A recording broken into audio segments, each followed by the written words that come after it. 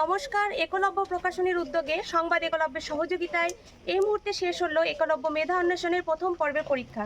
এখানে কিন্তু ছাত্রছাত্রী এবং অভিভাবক সবাই রয়েছে। আমরা তাদের সাথে কথা বলে নেব কেমন হয়েছে এখানকার পরীক্ষা।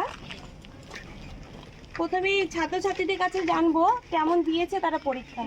পরীক্ষা কেমন হয়েছে? ভালো। ভালো হয়েছে। প্রশ্ন কেমন এসেছে? ভালো। কতগুলো উত্তর দিয়েছো? সবগুলো পেরেছো? কি মনে হয় কঠিন প্রশ্ন ছিল না সহজ প্রশ্ন ছিল? সহজ ছিল। সব পেরেছো? হ্যাঁ। আচ্ছা, তোমাদের কেমন পরীক্ষা হয়েছে? ভালো। ভালো। তুমি কোন ক্লাসে পড়ো? আমি 3তে পড়ি। 3তে পড়ো। আর তুমি?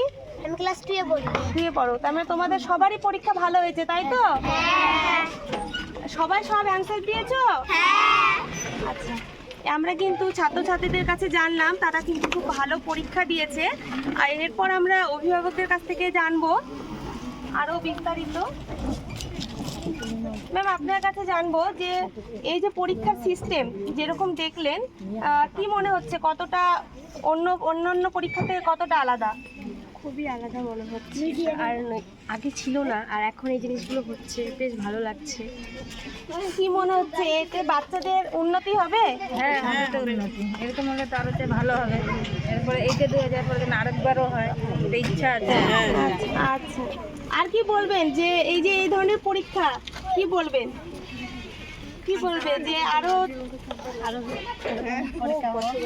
বছরে বছরে হোক, ভালো হবে বাচ্চাদের। বাচ্চাদের শিক্ষাটা ভালো হবে, একটা ইসে থাকবে, পরীক্ষা হবে, একটা টান থাকবে যে পড়তে হবে, বাচ্চাদের এগিয়ে যাবে অনেকটা, বাচ্চাগুলো শিখবে। আমরাও তাতে খুশি যে পরীক্ষা হোক, পরীক্ষা হলে উন্নত হবে একটা। আচ্ছা, ঠিক আছে, ধন্যবাদ।